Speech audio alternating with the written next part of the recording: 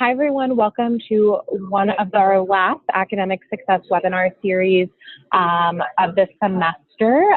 Today, we are very excited to have our lovely guest speaker, Dr. Dada, from CAPS, and she will be talking about sleep habits, which is very important as we go into finals.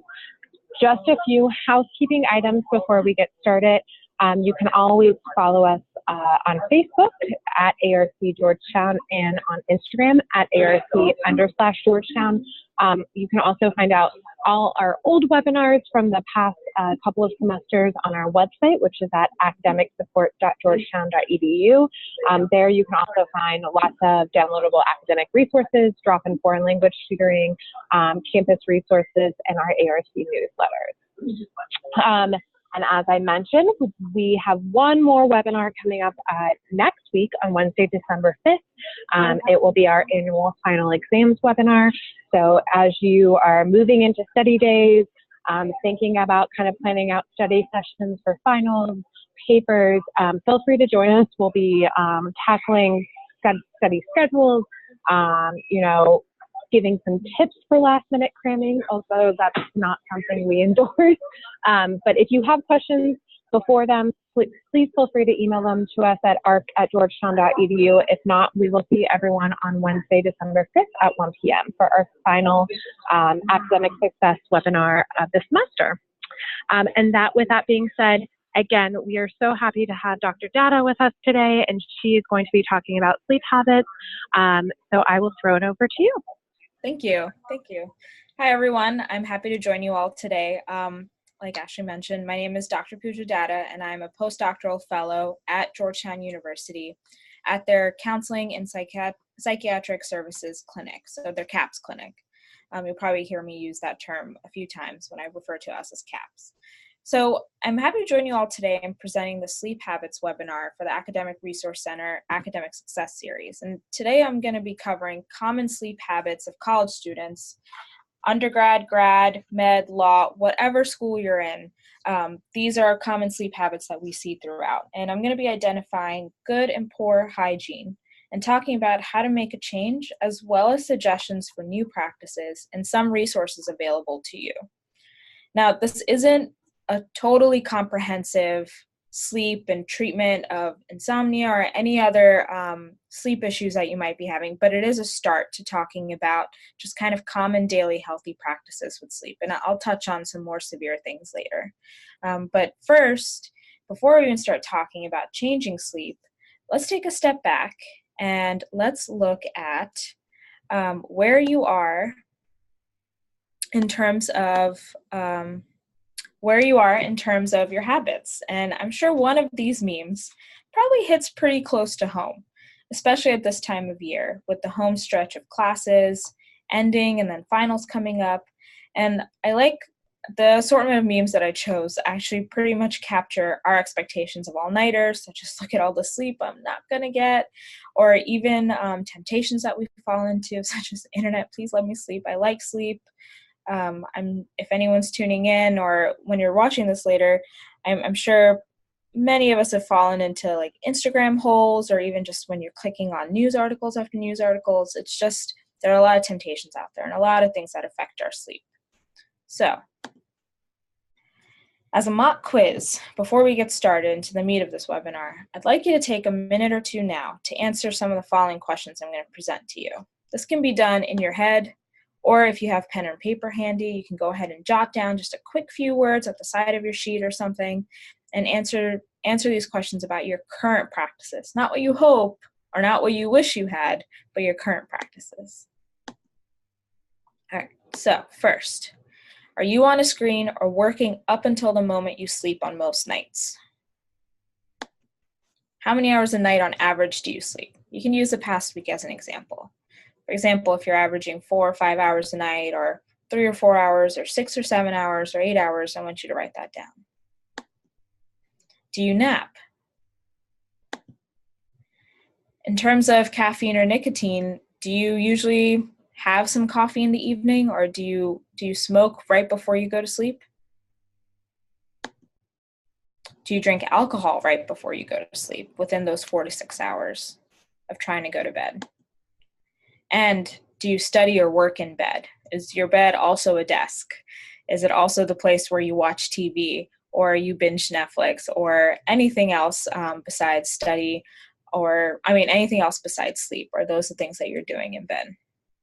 All right, so now I want you to hold on to these and keep these answers aside or in the back of your head as we go through this webinar. So why are we even talking about sleep? Why is sleep so important? Well, sleep is a biological necessity. We need it for nutrition and we need it for health. But more importantly, what I want to really reinforce that is in the context of this webinar, I want you to recognize that sleep is imperative for academic performance. By not sleeping enough, we as humans build up sleep debt, which leads us to feeling tired and fatigued until that debt is cleared. For example, have you ever crashed one weekend after a tough week with poor sleep, and then you've noticed that your body is trying to clear or lower that sleep debt that you've built up? Having to engage in sleep debt by pulling an all-nighter or many, many late nights is probably just one solution to having to cram for a test or finishing a paper or two. But what we know from the research and our experience is that sleep debt actually works against you and impairs your academic performance. So what you think is a solution is actually making the problem worse. Now, a chief result of poor sleep in academic performance is actually poor memory, which is kind of a big deal if you're trying to study and do some work. So sleep and memory, it affects the brain's ability to consolidate both factual information, which I'm sure we all need to know if we're studying for exams and need to write papers, such as simple things like remembering what you had the night before as a meal, or even things like what's the capital of a country. So factual information and also procedural memory. So think about how certain tasks are compromised with poor sleep, things that we often do physically, such as riding a bike or even playing the piano, or in this case, if you're doing work in lab and you need to know how to do a certain procedure.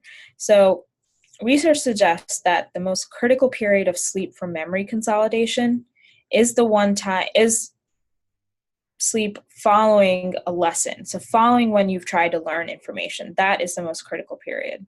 If this opportunity is lost, such as when you're pulling an all-nighter, or you've decided I'll sleep at 3 or 4 a.m. and I'll get a few hours and then I'll be good to go, that sleep that you lose after that critical period generally can't be made up. So even if sleep is recovered on subsequent nights when you're trying to clear some sleep debt, the brain will be less able to retain and make use of the information gathered on the day before an all-nighter. Now, if you're curious about more information on memory and sleep and some of these facts that I got, I'd encourage you to check out the work that's being done at Harvard on healthy sleep. There's actually a whole lab where I've been pulling some of my research articles and that I followed for some time to see the new things that are coming out about memory and sleep. So now it's time for some statistics on sleep deprivation or practices for specifically US college students. And they're not that pretty. So 11% of college students report getting a good amount of sleep each night. It's pretty low. 12% of college students who don't sleep enough daily fall asleep in class 3 times a month. 20% of students pull an all-nighter once a month during a normal week of classes. And 68% of college students attribute poor sleep to academic stress or emotional/personal concerns. So sleep is being compromised by everything that we need to handle. And eventually, poor sleep becomes a major factor in our stress too, because it's also compromising our ability to handle day-to-day things. So it's a pretty bad cycle that can start, but there's also hope. So roughly the guideline for recommended sleep is between 7 to 9 hours. Now this is pretty reliably touted by the National Sleep Foundation, and you might see some organizations that say 8 to 10, but I would say 7 to 9 is a pretty reliable range in the research. So, well, I've spent a lot of time now establishing that you have sleep debt or poor sleep habits. Well, now what? Because that seems like it's a pretty discouraging message that if it's a bad cycle, how do you even get out of it? Well, the great thing about habits are that Just like habits are formed, habits can also be broken and new habits can be put into place. So let's take a look back at the mock sleep quiz that I had you take at the beginning of the webinar. For each question you answered, let's go through the recommended guideline for each. So the first one, are you on a screen or working up until the moment you sleep on most nights? One of the guidelines is that you discontinue screen usage or you work at least 30 minutes up until 30 minutes before sleeping. So at least you have some window of time in between where you are not working or on a screen. Now, there's a lot of ways that technology has helped with this. So I'm sure many of you have features on your phone or your computer that actually dim or change the color of your screen the later in the night that it gets. So it's meant to do that to be less harsh on your eyes, but also to help make that transition easier for when you do shut the screen and you need to go to bed. Next, how many hours a night do you average? We covered this, but allotting for 7 to 9 hours of sleep a night. So not expecting that if you give yourself 4 hours of sleep in a night that you're going to receive 9 hours worth of sleep in those 4 hours. Now, napping. Napping is a tough one, especially if you have a really busy schedule or a really odd schedule where you have classes in the morning and tests, or you don't have anything in the middle of the day and then you have stuff at night. So generally the practice is to avoid naps. But if you need them, and if only you need them, you should go for ones that are between 15 to maybe 30 minutes. Try not to go over 30 minutes. And if you are going to engage in naps, try to do so before 3 p.m. Smoking and drinking. So no caffeine or no nicotine within 4 to 6 hours of trying to sleep.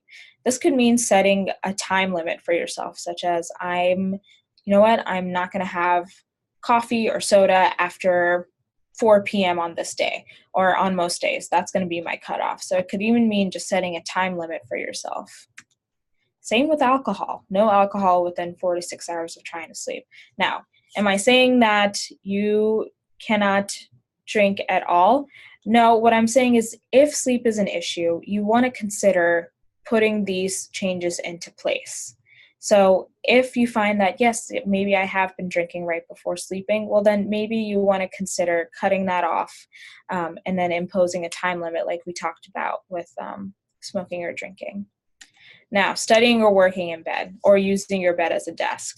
So what we know about stimulus research is that if you're having trouble sleeping, you want your bed to only be associated with sleep or sex. So you do not want to have your bed associated as a place where you need to be alert and you need to be reading and you need to be working. So maybe one way to combat poor sleep habits or poor sleep is to try to train your body to recognize that your bed is a place for you sleeping. All right. Now, maybe dealing with stress is the chief problem. Well, in that case, good sleep hygiene is a way to cope with stress by incorporating a relaxation routine. There are many tactics that are useful to people for inducing relaxation. And I want to emphasize that not one size fits all. For some people, it's reading. For others, a nice long shower. For some, music. And others, it could even be practicing meditation. These are not limited options, and I encourage you to keep trying techniques until you find one that works. And you should also evaluate if you do have a wind down routine for the end of the day, such as the one that I mentioned right before, where are you working up until the minute that you're trying to sleep? That's usually not a good way for your body to cue into relaxing and for your body to start slowly setting itself into a position where it can relax and go to bed. So you can try different techniques, such as the ones that I've listed here. If you find that you're having poor sleep, getting out of bed when you can't sleep, make sure to get out of bed so that you're breaking that association you have with your bed being a place where you need to be alert. If you get out of bed and do a boring activity or relaxing activity, that'll actually increase your chances for when you get back into bed, you're going to fall asleep a little bit better. Using a journal, making a bedtime ritual that you can maybe start an hour before bed, or trying meditation or relaxation exercises, such as through some of these apps that I have. So Whether it's an app, such as the ones that I've got here, or journaling, or even a nightly phone call to a loved one or friend, I would recommend creating a wind down routine, whether it's anywhere between 30 minutes to an hour, whatever you need. That's what I would recommend starting with. Now, let's say that you've tried these tips, okay, and you still continue to struggle. Then there are some steps that you can take after that, such as keeping a sleep diary through a chart such as the one I've provided a link here for the National Sleep Foundation. They actually have a really nice sleep diary that I've often used in my work, where you can track your sleep and patterns, and that can be a really helpful way for figuring out where your sleep is breaking down. And if you have trouble seeing those patterns, maybe writing them down and just tracking and looking at them after the fact can be the most helpful thing. So if you're not a paper person, you can also use an app, such as the ones that I've gotten here. Your Fitbit has an app that it has it built into the app where you can track your sleep. Your Apple Watch does that, or Apple Health. Awoken is actually another sleep health app that's been out and is rated highly for 2018. And so is this last one written here. I think it's like Pziz or something. I don't know how to say it, but these are all good options. Another option is that you can consult a full sleep hygiene checklist. Now, the tips that I've gone over, they're not comprehensive and they don't touch every aspect of good sleep hygiene. They were just some really common ones and ones that I thought would be the most appropriate for touching on common practices, especially for students. So I'd encourage you to look at a full sleep hygiene checklist, because they might even have different techniques for white noise, a bedroom environment, such as keeping a nice, cool, dark place. But you can actually go through and see which of those habits you want to either assess for whether or not you're doing and what you want to change. And I've put in 2 examples from the American Sleep Association, and then another, just an example from the University of Arizona, where they're doing research on sleep hygiene, and they've actually created this little checklist where you can go through and see whether or not you're doing those things or not. And finally, if the sleep issues are severe, I'd recommend talking over the concerns with your doctor or any provider with whom you would address emotional and/or physical health with. Consultation is never a bad idea.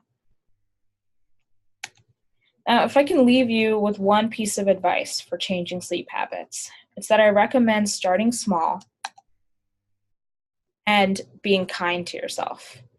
Drastic change, especially when it comes to sleep habits, is not as simple as snapping your fingers overnight. It's going to take trial and error. I wish it didn't, but it would take trial and error, and it takes patience. But the beauty about sleep interventions is that when they start working, you really feel it and you see it. So if you currently, for example, sleep 5 hours a night, it may not be realistic to jump straight away to 8 hours nightly. Try to start smaller and adjust over time. And with a first goal potentially being maybe 6.5 hours or 7 hours. So before we conclude, I want to put in a plug for different resources on campus, such as Student Health and their website, which actually has more information on sleep, as well as my own center where I work, which is Georgetown University CAPS.